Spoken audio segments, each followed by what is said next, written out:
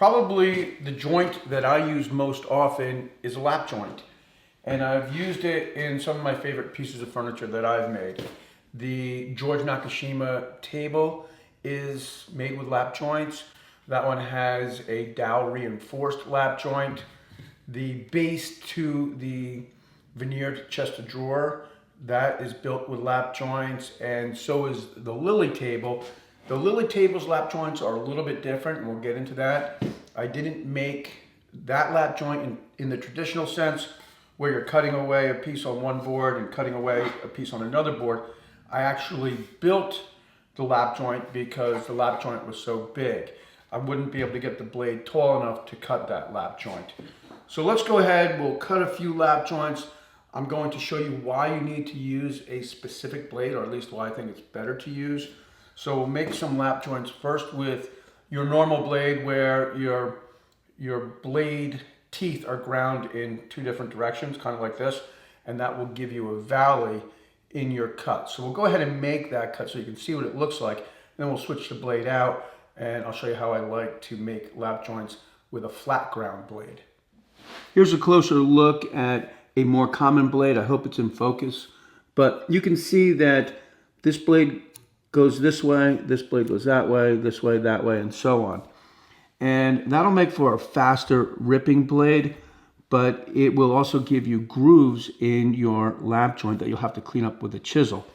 This is also a thin kerf blade, so you're going to have to make more passes to make that lap joint.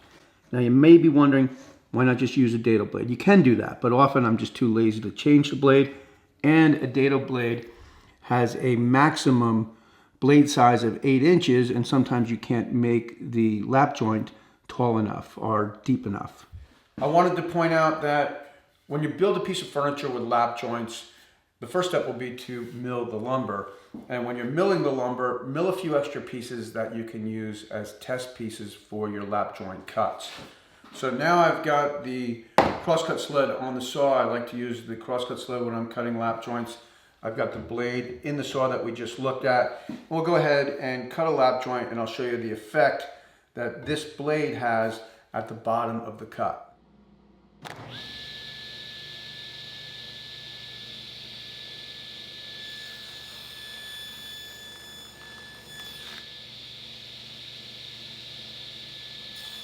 I'm excited to announce our biggest deal of 2022, the 99-cent Maker's Mob Woodworking Sale, but it does end on Sunday, June 19th.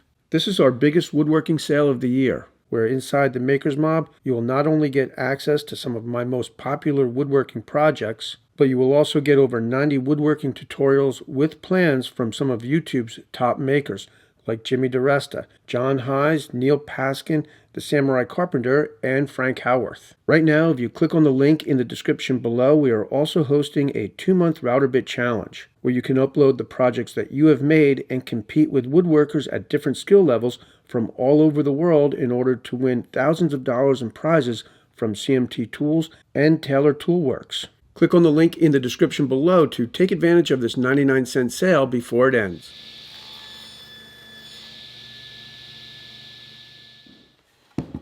Okay, maybe you can see those grooves. Probably can hear them better. And that's created by the grinding of the tooth at 2 separate angles, creating those grooves. So we'll go ahead and take this blade out. We'll put the flat ground tooth blade in, make the same cut, and take another look.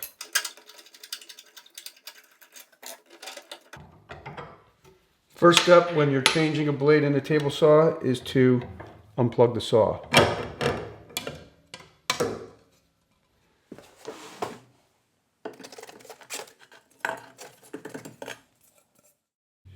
This blade usually remains in this saw, the Powermatic, but for the sake of the video, I switched them out.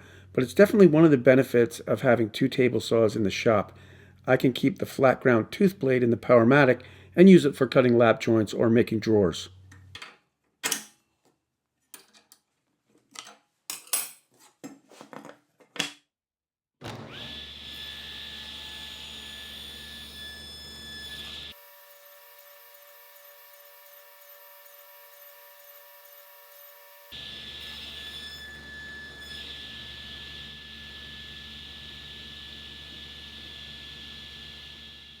Okay, and that definitely makes a nice cut. I'm sure you can see it, but you can definitely hear it. This is the flat ground tooth. That's the first cut. And you really see a big difference when you put the joint together because you have a nice clean seam right here. So now let's go ahead and make a lap joint. I'll show you a few tricks to make them line up perfectly. So let's say that these are my project pieces and this is my test piece. I'm going to cut the test piece in half and I'll use the two test pieces to adjust the height of the blade for a perfect lap joint, so when these pieces intersect, they'll be flush. The project pieces and the test pieces measure 3 inches. So I'm going to make a mark just light of 1.5 inches, which would be the center, and I'll set the height of the blade at that mark. Now I'll cut 2 or 3 passes on both test pieces and test the fit.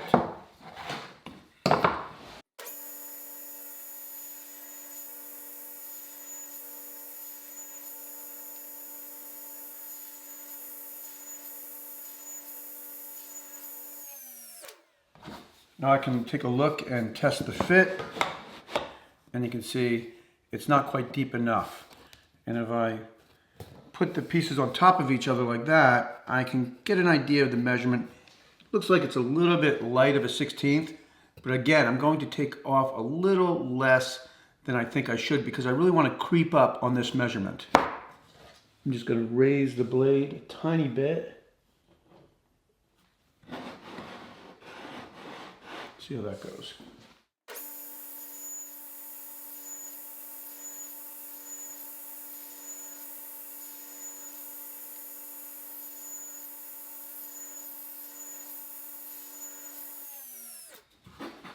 Check it out again, and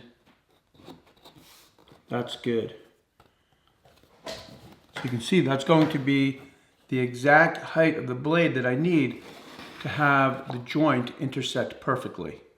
With the blade set at the correct height, I'm ready to cut the lap joint in the project pieces and another test piece. I'll set up a stop block and make the first cut in the test piece and then both project pieces.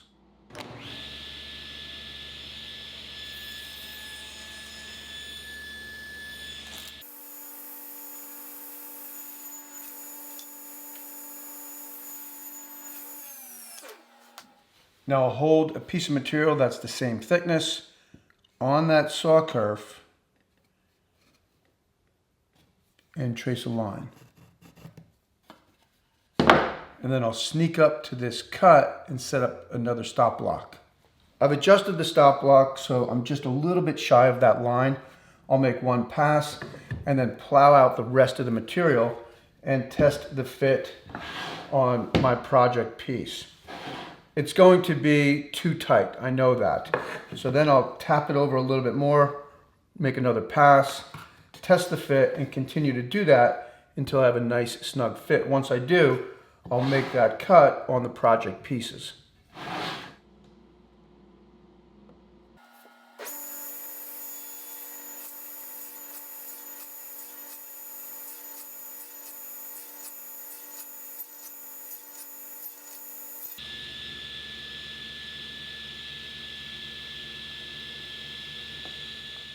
Okay, so that wasn't supposed to happen. I expected the cut to be too tight, and when I tested it, it fit. So I guess I just got lucky. But if this was a project, I wouldn't have been so casual. I would have really sneaked up on that cut because the worst thing you can do is make the cut too big because there's not much you can do then. So anyway, you get the point though. So let's go ahead, make that cut on the project pieces and see how it lines up as far as being flush at the top.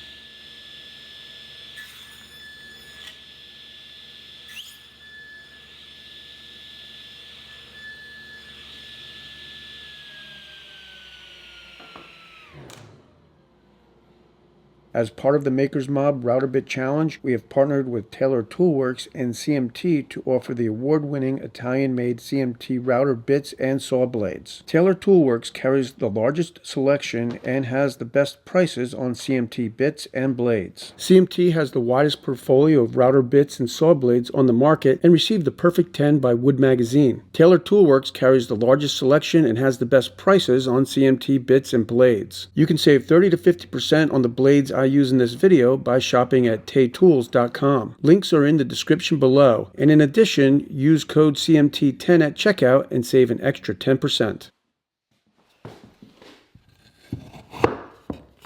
Okay, so after all that, you can see it's not perfect. So what am I going to do?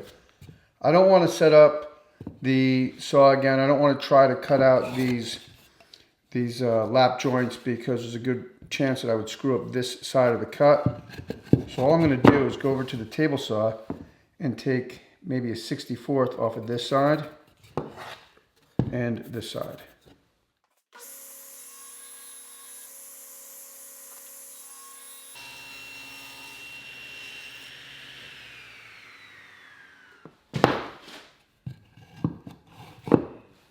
All right, and that looks pretty good. And that's just a little trick to trim up the one side of each piece to get that perfectly flush lap joint. And it's one of those things that nobody's ever going to notice. You're basically just taking off a 64th. You're better off being heavy and able to remove some material than not. And I think it's a better solution to just rip a little bit off the side that doesn't have the lap joint cut into it, as opposed to trying to make the lap joint deeper, because if you do that, there's a good chance you're going to hit the sides and screw up the joint. Now I would say that this joint might be a little bit loose, especially if you're going to have to sand the pieces, but you do need to remember once you put the glue in the joint, that's going to swell the wood, and I think you'd end up with a good strong joint here. So this is how you can cut a lap joint. If you're dealing with larger material, like this here, well then you can, what I'm going to call, build a lap joint. So you're basically attaching two pieces to one piece to create that gap, which is essentially a lap joint. Now this is the way I built the round lily table. The cross brace of that piece is one big lap joint, and I couldn't raise the blade high enough to actually cut that joint. So I ended up making the joint just like this. So I'll just do it really rough. Doesn't have to be perfect, but I want you to understand the concept. Usually I would build these parts with biscuits or maybe dominoes and wood glue, but just for the point of this video, I'll use a little CA glue just so I can build it quickly.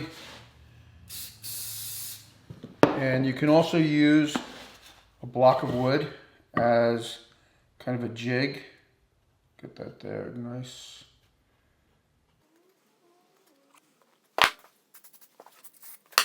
I'll just keep this piece in here and glue another one.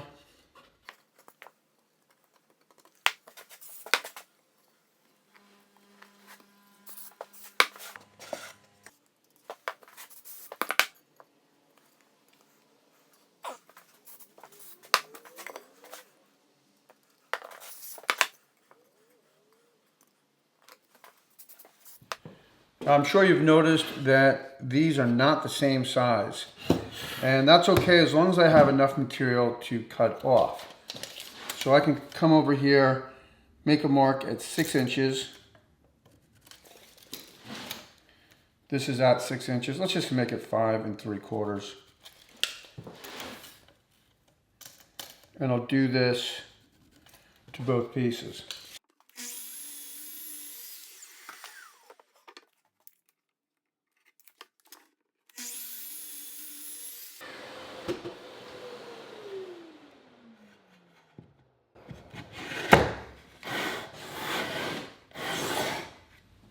Okay, so you can see how that works. And if this was a piece of furniture, I would take more time. I might even make the joints a little bit tight and then run the parts through the sander. If you make these parts smaller by sanding them, then that's going to make them fit into the lap joint, if that makes any sense. But this is exactly how I built the cross brace of the round lily table, because the joints, the lap joints, were just way too deep. And you can imagine now how, if you've got this cross brace, then you can attach a leg to the side, and it's just another method of building. And for me, it's sort of like that more modern look, that kind of cantilevered look, always lends itself to lap joints. So I hope you found this video helpful. I don't think I have much more to say about them other than take your time, do some practice. Like right now I'm working with some old 2x4 material, even though 2x4s cost a fortune these days. But still, it's just some practice material. Get used to it. Don't wait to cut your first lap joint when you're building a project. Set a few hours, off, or set a few hours aside.